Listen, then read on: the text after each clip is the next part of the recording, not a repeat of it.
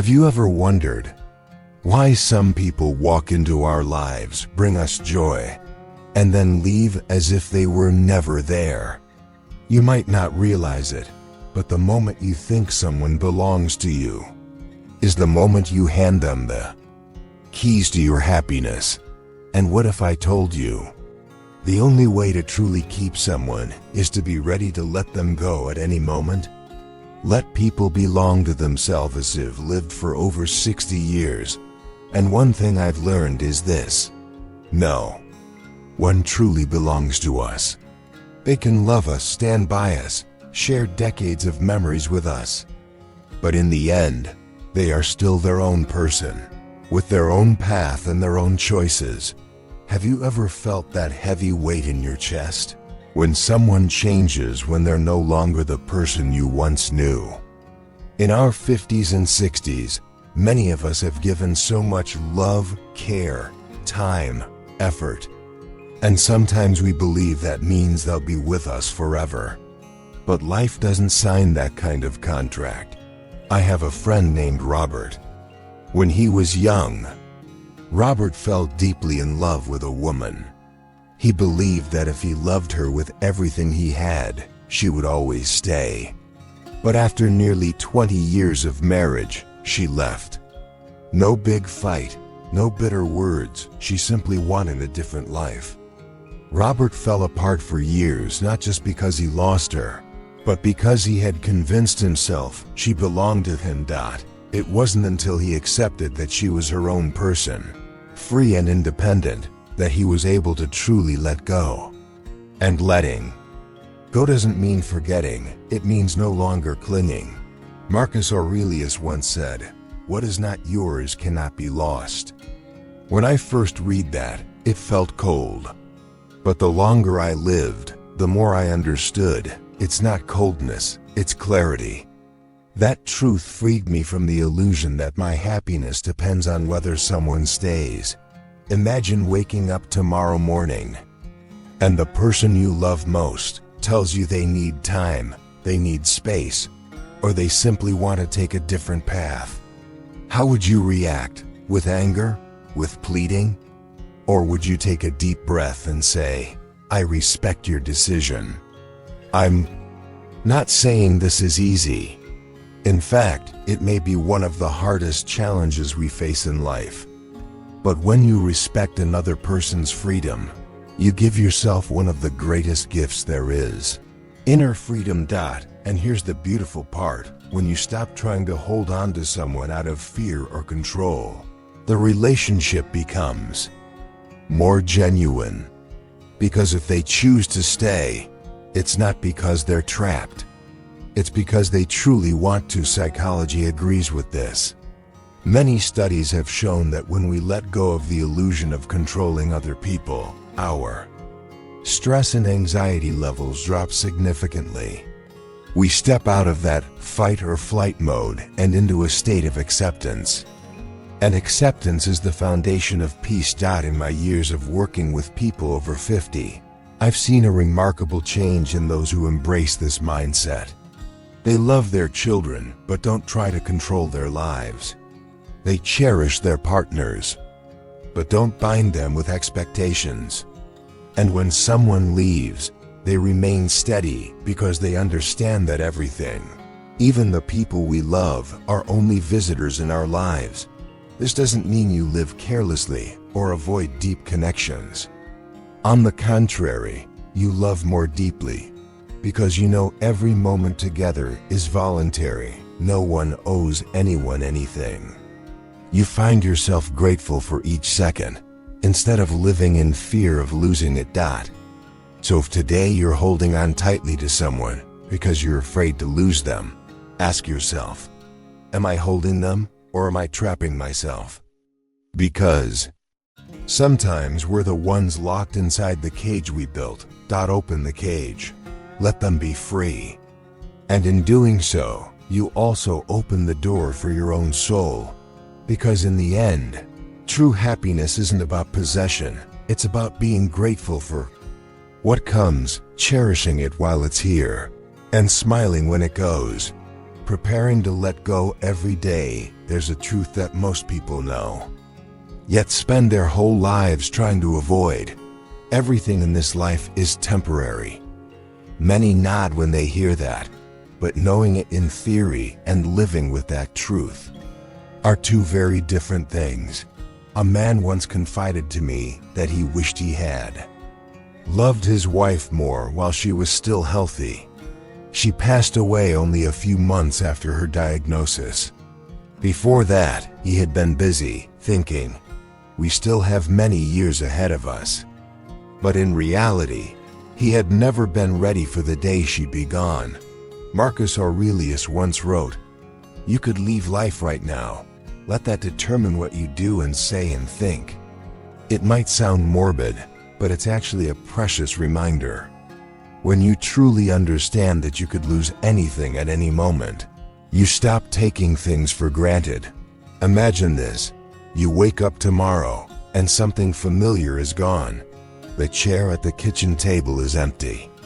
The voice you've heard every morning no longer greets you. What would remain in your heart? Regret that you didn't appreciate it? Or peace because you loved and cherished it fully while it was there? Preparing to let go isn't about living in fear or with a pessimistic outlook. It's about living more fully. When your heart is ready for loss, every conversation, every glance, every touch becomes a gift. Many people in their 70s and 80s don't fear their own death, but they do fear losing the people they love. And quite a few have told me, I wish I had trained myself to say I love you every day, to let go of a little expectation each day, so that when the time came, I would have nothing left to regret.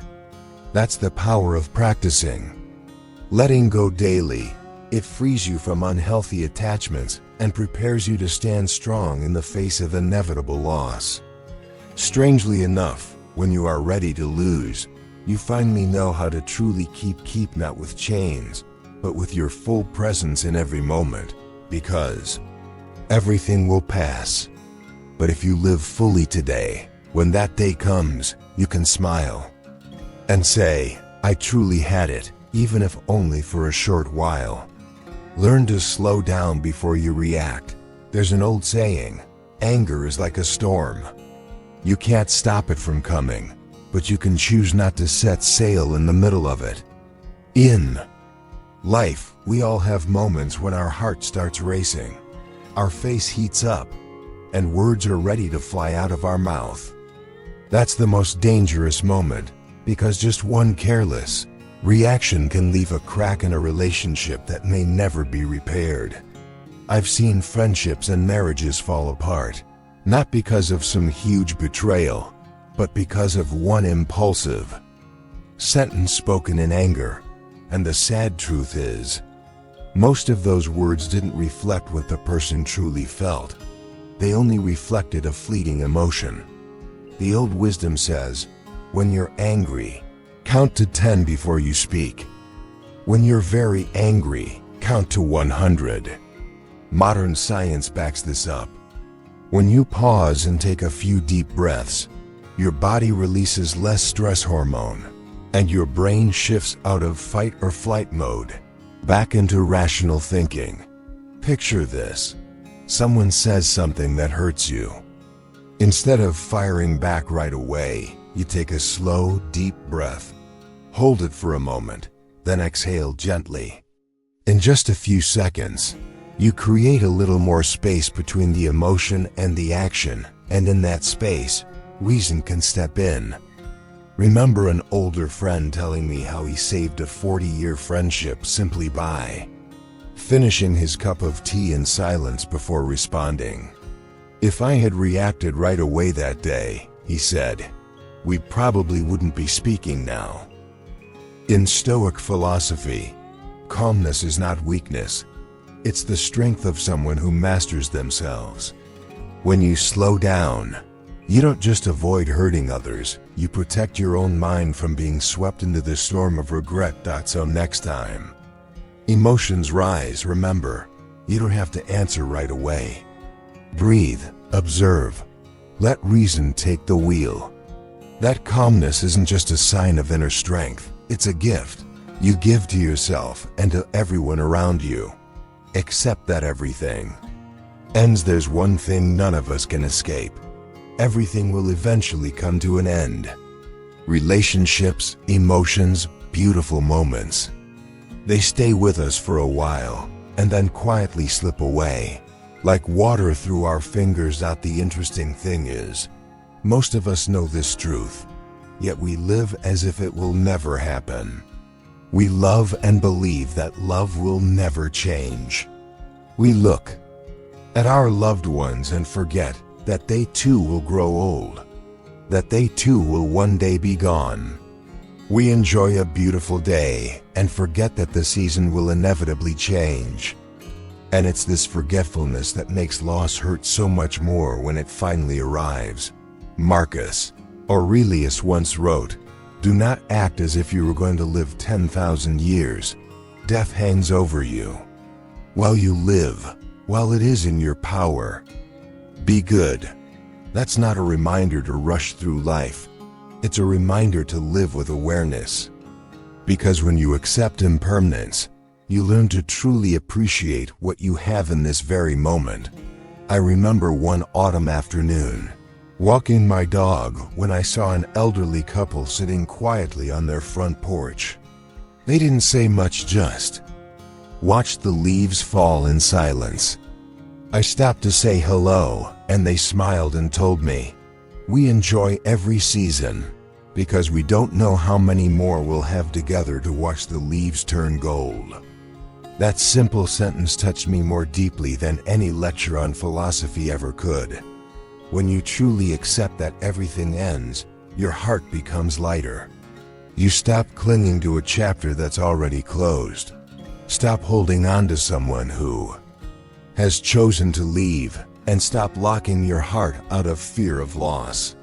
You love, you live, you give, but you don't let someone's absence destroy your inner peace.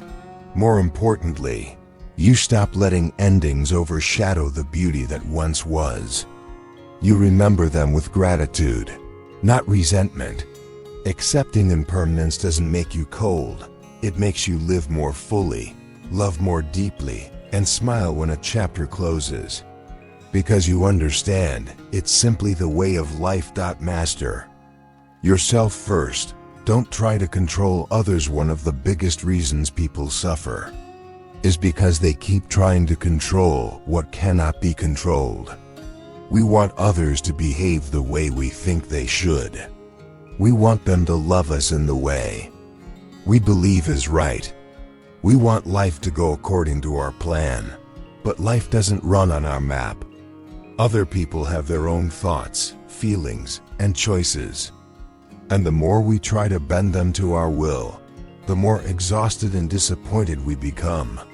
Marcus Aurelius once reminded us, "You have power over your mind, not outside events. Realize this, and you will find strength." It sounds simple, but living this truth takes constant practice. I once knew a woman who constantly worried about her grown son. She wanted to control every decision he made, his career, his relationships, even the smallest choices.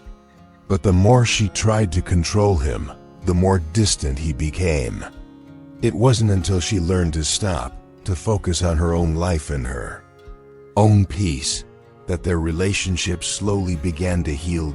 In reality, there are only 3 things you can truly control in this life: your thoughts, your emotions, and your actions. When you focus on those, you place fewer unrealistic expectations on others. And with fewer expectations, you face fewer disappointments. Remember this: you can't control whether someone loves you or dislikes you, but you can control how you respond. You can't stop people from hurting you, but you can decide whether you'll let that hurt turn into a deep wound or let it heal. In Stoic philosophy, this is the path to inner freedom. When you master yourself, you're no longer tossed around by other people's emotions like a boat in a storm. You become the one steering your own ship steady, clear on your direction, and knowing exactly where you're headed. So the next time you feel the urge to change someone, pause and ask yourself, is this within my control? If the answer is no, let it go. Pour your energy into what you can change yourself. That's not indifference. That's wisdom. Because when you truly master yourself, you no longer need to control anyone else in order to feel at peace. Examine your attachments. They reveal your weakness. We often think we're attached to someone purely out of love. But if we look closer, many attachments actually come from fear or an emptiness inside us. Every dependency is like a mirror, reflecting the place within us we're not strong enough to face on our own. Some people cling to a relationship because they fear being alone. Some stay in a toxic environment because they fear losing their sense of security. Others hold on to the past because they're afraid to step into a new chapter of life. I once met a man in his 60s who still carried regret over a love from his youth. Not because he still loved her, but because he believed she was the missing piece that made him whole. Years later, he realized he had never been missing a piece at all. He had only been missing faith in himself. Marcus Aurelius once said, "The soul becomes dyed with the color of its thoughts." If your mind is constantly dyed with fear and dependence, you'll always feel incomplete whether that person stays or leaves. Ask yourself, if I lost this thing or this person tomorrow, would I still be myself? If your answer is no, that's a sign your happiness depends too much on something outside of you. The interesting thing is, once we find the courage to face that fear head on, the attachment begins to loosen. We realize we don't truly need that person or thing to survive. We simply need to learn how to face ourselves. And this is the true strength of Stoicism, cutting away what weakens the mind, not because it's inherently bad, but because it's not worth trading your peace for. When you take the time to examine and truly understand your attachments, you feel lighter, freer, and most importantly, you start to build your happiness on a foundation, that solid one that exists entirely within you. Replace attachment with purpose. There's something I've realized after years of watching both myself and the people around me. When our minds are empty, we're more likely to cling to others. But when we live with a clear purpose, those dependencies begin to fade. I once knew a woman who, after losing her husband, fell into a deep crisis. For 2 years, she barely left her house because every source of joy in her life had been tied to him. Then one day, she joined a local volunteer group that helped the homeless. Just a few months later, her eyes were different, brighter, steadier. She told me, "I still think about my husband every single day, but I don't feel empty anymore. I have work to do, people to help, and a reason to wake up in the morning." Marcus Aurelius once reminded us, concentrate every minute on doing what's in front of you with precise and genuine seriousness, without distractions or pretenses. When you pour your energy into your mission and your values, you stop obsessing over whether someone will stay or leave. Ask yourself, what's truly worth my time and full attention? The answer could be caring for your health, learning something new, building a community project, or simply tending to your garden.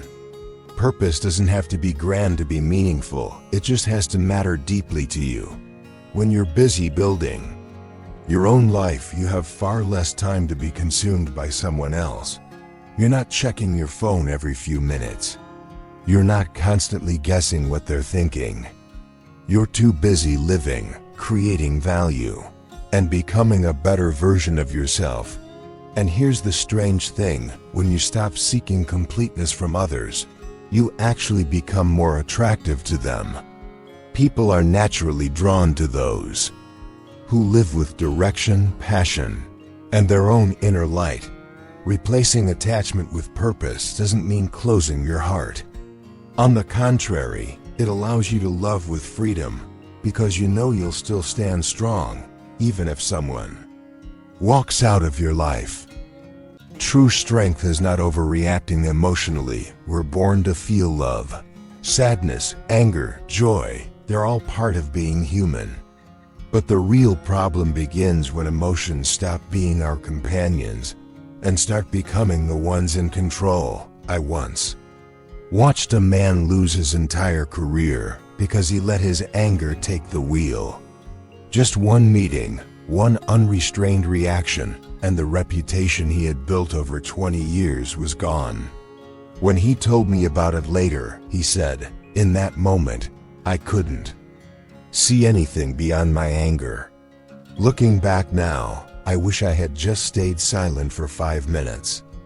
Marcus Aurelius once wrote, "If you are distressed by anything external, the pain is not due to the thing itself but to your estimate of it. And this you have the power to revoke at any moment." It's a reminder that the problem isn't the event, it's our reaction to it. Excessive emotion is like a storm. It can wipe away everything good if we let it linger. But when we learn to regulate it, emotion becomes a powerful source of energy for the right action. Like water, it can nourish the fields when flowing in the right direction, but when it overflows, it destroys villages. Remember, calmness does not mean being emotionless. You can still laugh with your whole heart, grieve deeply, and feel joy fully, but don't let any emotion take complete control. When you're happy, don't get so carried away that you lose sight of what matters. When you're sad, don't let it drag you to the bottom and keep you there. I often tell my students, when emotions rise, watch them as you would a cloud drifting by. Don't force it away, but don't chase after it either. Let it come, and let it go. True strength isn't in feeling nothing. It's in feeling everything and still staying balanced. Like a sailor steering a boat in rough seas, you can't stop the waves, but you can keep the boat on course. When you master this, no person and no event can easily throw you off center. And that's the foundation of inner freedom. Return to the present. Release the stories in your head. Most of the pain we carry doesn't come from what's actually happening. It comes from the stories we keep replaying in our minds. Stories about the past that's already gone, or the future that hasn't arrived yet. I've met many people who on the surface live in peace, a quiet home, a warm meal every night, but their minds are somewhere else entirely. Some are trapped in the glow of memories long gone, whispering, "If only." Others are stuck in the grip of "what if," or "it's probably going to." Both end up missing the only thing they truly have, the present moment. Marcus Aurelius once advised, "Confine yourself to the present." He didn't mean we should erase the past or ignore the future. He understood that the present is the only place where we can act, change, and find peace. I remember speaking with an elderly woman who had recently lost her husband.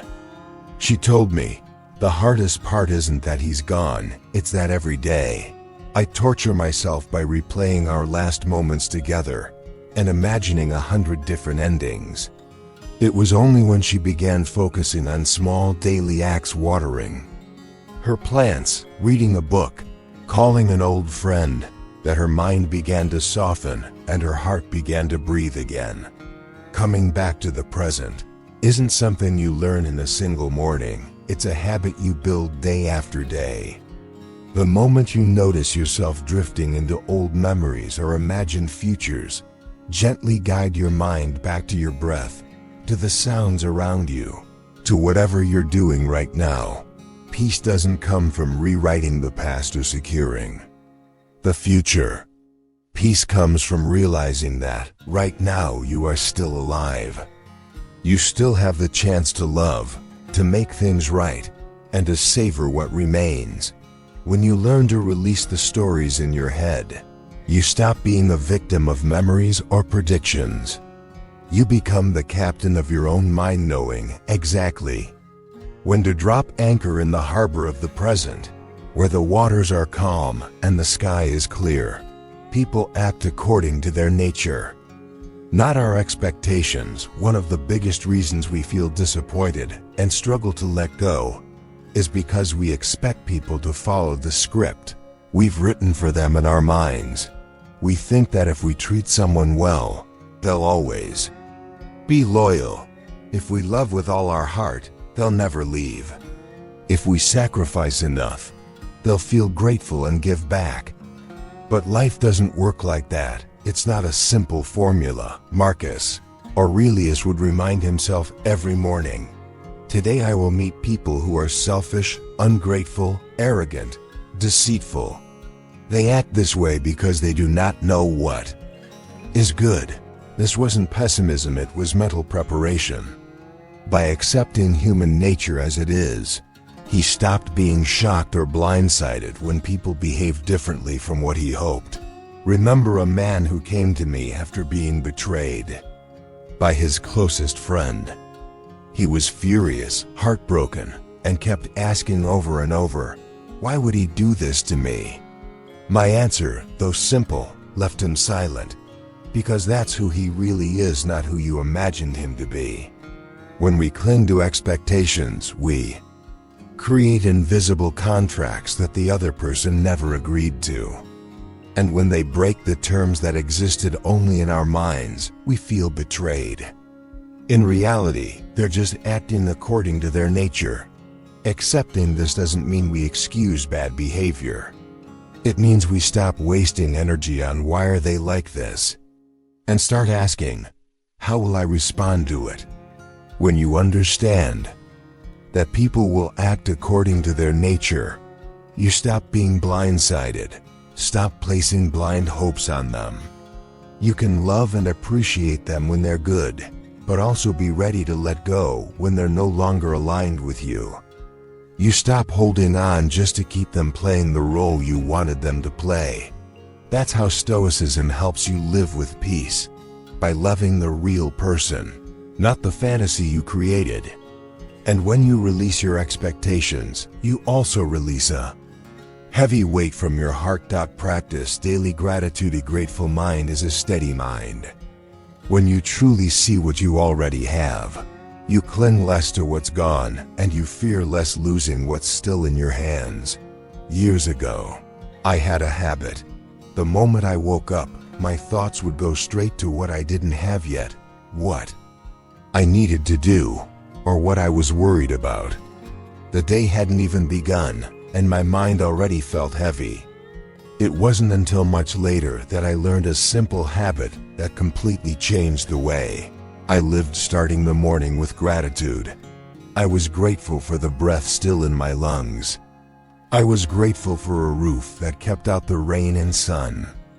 I was grateful that I was healthy enough to make my own cup of coffee. These may sound small, but it's exactly these little things that keep the heart from getting pulled into the spiral of lack and attachment. Marcus Aurelius once said, "Do not let what you do not have blind you to what you already possess." Practicing gratitude is like wiping the dust off the window of your mind, letting the light of the present stream in. You can start simply. Each morning, list 3 things you're grateful for.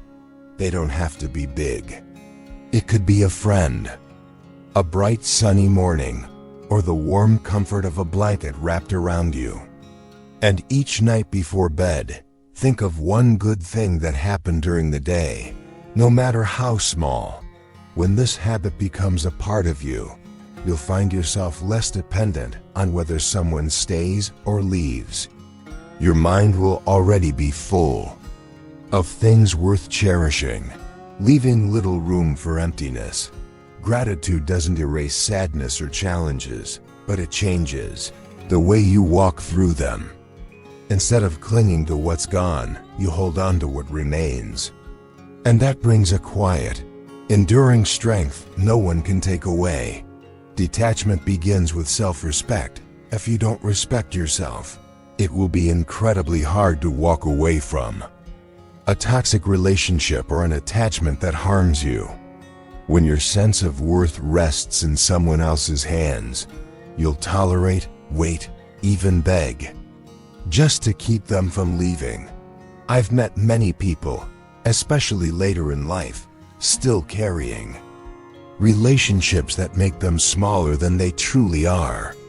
They stay silent in the face of disrespect. They overlook moments when they were belittled, not because they didn't notice, but because they feared loneliness more than they feared losing their self-respect. The irony is this: the more you lower yourself to keep the peace, the more you lose the very thing you're trying to protect, your inner peace. Marcus Aurelius once reminded us, nothing is worth doing if it costs you your integrity and self-respect. The day I read that, I realized no relationship is worth trading away your dignity or your values. Self-respect is not arrogance. It's knowing where your boundaries are and not allowing anyone to cross them without your permission. When you respect yourself, you refuse words that wound you. You refuse to stay in a relationship that survives only on pity. You refuse to trade your peace for a fragile, false sense of security. Self-respect also gives you a rare kind of strength, the ability to stand alone without feeling lonely. When you trust your own worth, someone's departure is no longer the end. It's simply a turn in your journey. Emotional detachment, at its core, begins here with telling yourself, I deserve respect, both from others and from myself. And when you truly believe that, you'll never again try to keep someone in your life at the cost of your own soul. Step through the door of self-respect, and you'll find an entirely new space, one where you don't need to control anyone, fear losing anyone, or prove your worth to anyone ever again. That is true freedom.